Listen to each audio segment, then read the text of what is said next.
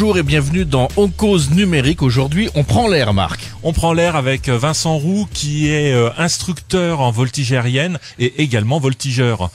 Vincent, tu peux nous présenter un peu ton activité ? Oui, pas de souci. Tout d'abord, bonjour. Bonjour. Et oui, mon activité. Donc, je suis instructeur voltige. On est en Polynésie française, donc on fait ça dans des conditions exceptionnelles.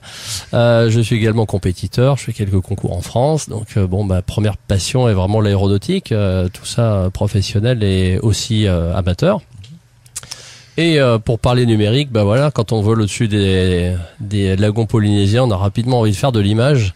Et donc donc la deuxième passion qui s'est développée à travers la première, c'est de faire de l'image dans un avion. Voilà, donc en fait, moi je connais Vincent parce que à chaque fois que tu vas faire un peu de voltige aérienne avec lui, tu ressors avec ton petit film. Et donc ce qui est intéressant, effectivement, c'est l'utilisation des caméras portables miniatures pour une utilisation loisir en fait, où les gens peuvent repartir avec leurs films. Et j'aimerais que tu nous racontes un peu comment ça t'est venu cette passion en fait pour l'image et ces caméras type GoPro, on va dire. Oui. Et comment tu les utilises aujourd'hui ? Oui, déjà on a fait de la voltige et puis rapidement on s'est dit qu'il fallait immortaliser un petit peu tout ça parce que nous on en profite tous les jours, on a l'avantage de pouvoir le faire quand on a envie. Les gens qui viennent faire un baptême de voltige ou même voler de temps en temps aiment bien avoir un souvenir, peut-être ils le feront qu'une seule fois dans leur vie, surtout au-dessus des lagons. Donc le souvenir était évident. Donc on s'est dit qu'on mettrait bien une petite caméra ou quelque chose comme ça. Alors il y a encore quelques années, on va dire il y a 6-7 ans, c'était parfaitement impossible parce que c'était des systèmes très compliqués qu'il aurait fallu vraiment installer à bord de l'avion. La réglementation aérienne fait qu'on n'a pas le droit de faire ce genre de choses, donc c'était très compliqué. Et depuis 4 ou 5 ans, j'ai découvert ces mini-caméras qu'on peut, avec un velcro, une ventouse, rapidement mettre dans l'avion. Donc là, ça devient autorisé. Et donc on s'est dit, on va acheter une petite caméra et voir ce que ça donne. Et c'est vrai que les gens repartent avec des images. Alors je fais des vidéos, mais également maintenant des photos. Parce qu'on arrive à faire des photos de qualité exceptionnelle. Ouais. Encore une fois, avec moi, mon côté amateur, pas du tout éclairé, j'appuie sur on, ça fait une photo, et puis le résultat, des fois, passez-moi l'expression, nous saute un peu à la gueule, mais on dit c'est moi qui ai réussi à faire une photo comme ça, et c'est tout automatique, voilà. Et donc voilà pourquoi c'est venu naturellement, et les gens, c'est vrai que qui viennent avec nous sont enchantés de partir avec un petit souvenir en film, mais aussi la photo, qui est un support un peu différent, mais qui est aussi sympa pour partager ensuite avec les amis. Alors, on aura l'occasion de voir des images pendant l'émission. Tout à fait, on va regarder plein d'images que nous a passé Vincent. Qu'est-ce que tu utilises comme caméra ? Alors principalement maintenant les GoPro. Pour plusieurs raisons, je trouve que sur les dernières GoPro, les 2 et les 3, on a des qualités d'image quand même supérieures aux autres caméras. Je les ai pas toutes essayées. J'ai utilisé aussi les contours HD qui sont pas mal, mais je pense que les GoPro sont un peu supérieurs, surtout au niveau de l'équilibre des blancs, tout ça. On a vraiment un rendu exceptionnel. Ce qui est particulier aussi, c'est de filmer à l'intérieur d'un cockpit qui est assez sombre avec un éclairage dehors qui est très très clair, et les GoPro sans rien faire arrivent à déjà nous donner compense bien. Donc je suis allé vers la GoPro, très simple d'utilisation, très fiable. Elle m'offre l'autonomie que je souhaite. C'est vrai que pour certaines, il n'y a pas une autonomie extraordinaire, on frôle la demi-heure. Nous, nos vols font 20 minutes, donc ça correspond exactement à ce qu'on fait, à notre activité. Tu peux nous montrer un peu la caméra que tu as amenée ? Oui, alors j'en ai plusieurs sortes. Donc la GoPro 2 qui a peut-être maintenant déjà 2 ans, de conception, qui va très bien.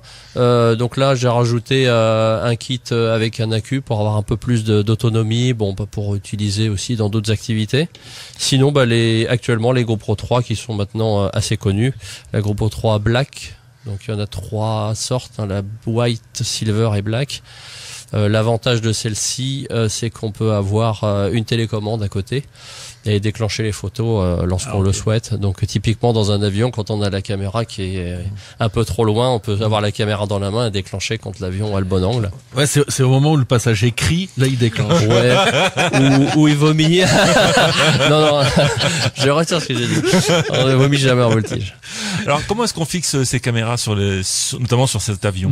Donc j'ai emmené quelques supports. Le plus connu c'est la ventouse, donc qui est très pratique. On peut coller un peu n'importe où, même à l'extérieur de l'avion. Ça tient jusqu'à 300 km/h de vent. Ah ouais, c'est incroyable. Ouais, ça. donc moi j'ai pas encore osé le faire à l'extérieur, mais j'ai des amis sur leur avion de voltige qui ont collé ça bêtement au bout d'elle. J'étais assez étonné de voir que la caméra était encore là à l'atterrissage, mais ça marche très très bien. Sinon après, on a des supports type guidon de vélo sur des barres comme celle-ci, celle du micro. On peut facilement visser et dévisser sans abîmer le support. Donc voilà, j'utilise tous ces supports-là. Je les ai pas tous emmenés aujourd'hui. Non, mais c'est sympa, malheureusement. voilà. Alors, je me souviens des premières vidéos que tu avais postées notamment sur YouTube. C'était principalement effectivement à l'intérieur du cockpit, mais maintenant on voit de plus en plus d'images en bout d'aile. Oui, tout à choses comme fait. ça. Ouais. Donc j'ai fait des supports qui sont adaptés sur ceux-là et qui se montent de façon provisoire sur l'avion. Voilà, et ça permet de faire des vues de l'extérieur aussi un petit peu différentes. Ah, ça doit être sympa. On n'arrête pas de s'amuser. Ouais. En plus dans le cockpit avec la ventouse, j'arrive à la mettre un peu n'importe comment, vu que de toute façon l'avion va tourner dans tous les sens là-haut. Je me casse même plus la tête à cadrer quoi que ce soit. Je pose la caméra en travers dans l'avion et de toute façon sur 200 photos que je mets sur une séquence toutes les 2 secondes, il y en a 2 ou 3 qui seront formidables. Quoi. c'est ça le bonheur. Alors, tu reviens des championnats de France. Oui, c'est ça. Tu as pu discuter avec les autres pilotes. Est-ce que vous utilisez tous ce type d'appareil? Alors oui, bizarrement sur plein d'avions, on voit des supports GoPro un peu partout. Alors c'est vrai que le jour du concours, c'est pas le moment de faire de l'image, donc très peu en font. Mais sur tous les avions de voltige, il y a des supports de mini caméra un peu partout où on voit des traces de collants. On imagine qu'il y en a eu. Donc c'est très très utilisé dans ce genre de sport également. Ouais. D'accord. J'ai vu aussi que tu utilisais maintenant ta caméra. En fait, je pense que c'est la même caméra aussi pour faire des prises de vue un petit peu secondaires, c'est-à-dire les plans extérieurs, quand le pilote monte dans l'avion, etc. Tout à fait. Vous êtes passé maintenant à ce type de montage? Alors pas les voltigeurs. Je dirais que moi la passion c'est un petit peu, je me suis vraiment mis dedans, donc j'essaye de faire des montages, donc d'avoir d'autres plans que ceux de l'intérieur, parce que c'est vrai que quand on veut faire un film de voltige aérienne, quand on a que des images de l'intérieur qui tournent dans tous les sens, il y a un moment où ça ne rime plus à rien.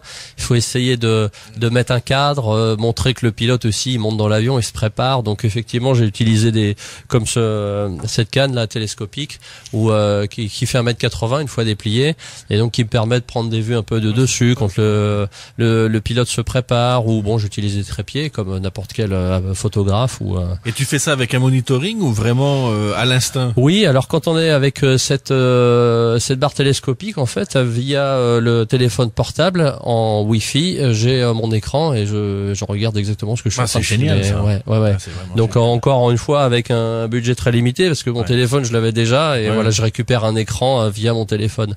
On peut imaginer utiliser une dolly ou même une grande grue de 5 mètres et puis de monitorer juste avec un téléphone, quoi. C'est génial ça. C'est assez extraordinaire. Et alors ensuite, toutes ces vidéos, qu'est-ce que vous en faites?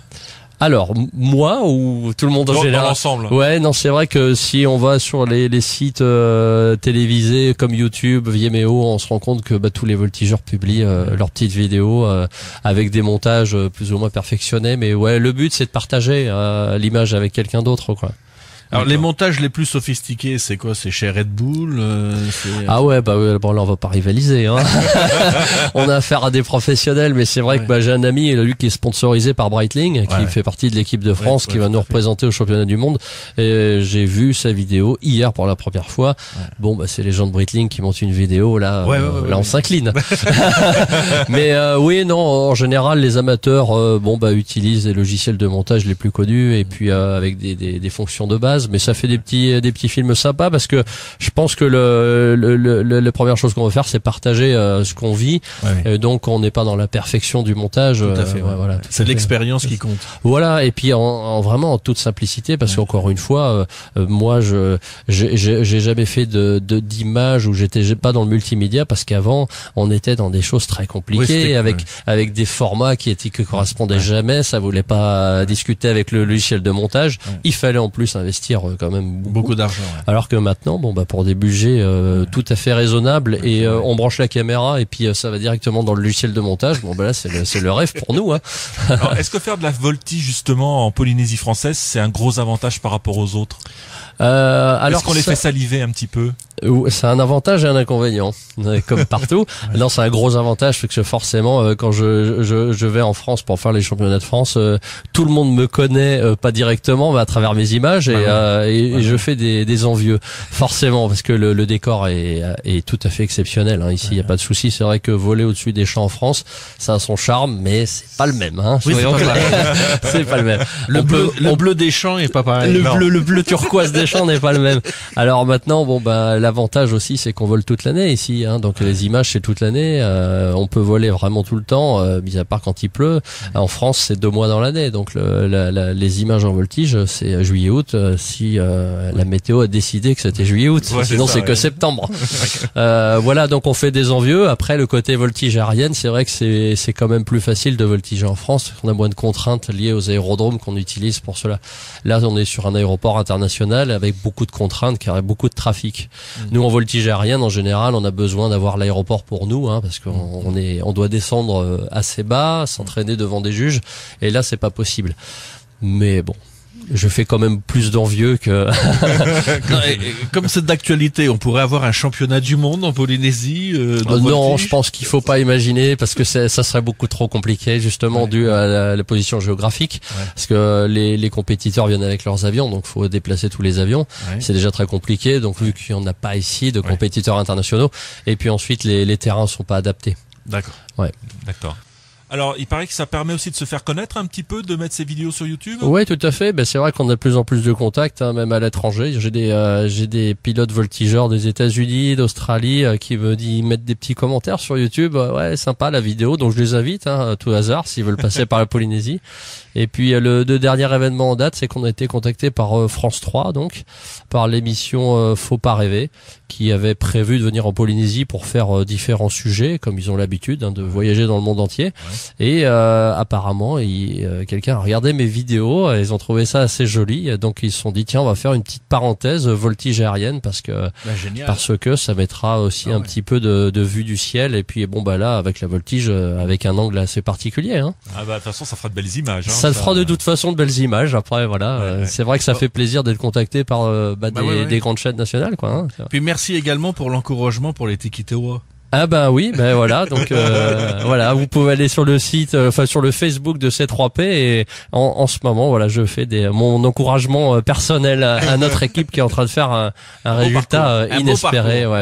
C'est très très beau ce qu'ils font. Bon, alors, si on veut regarder tes vidéos, je pense qu'il y a une adresse internet, ou en tout cas peut-être une chaîne même sur YouTube. Voilà, une chaîne sur YouTube qui mon nom, mon prénom, et je suis né dans l'Allier, donc c'est 03, donc c'est Roux Vincent 03, et on tombe assez rapidement sur des paysages de Lagron avec un avion jaune. Merci beaucoup Vincent. Merci. Voilà. Merci.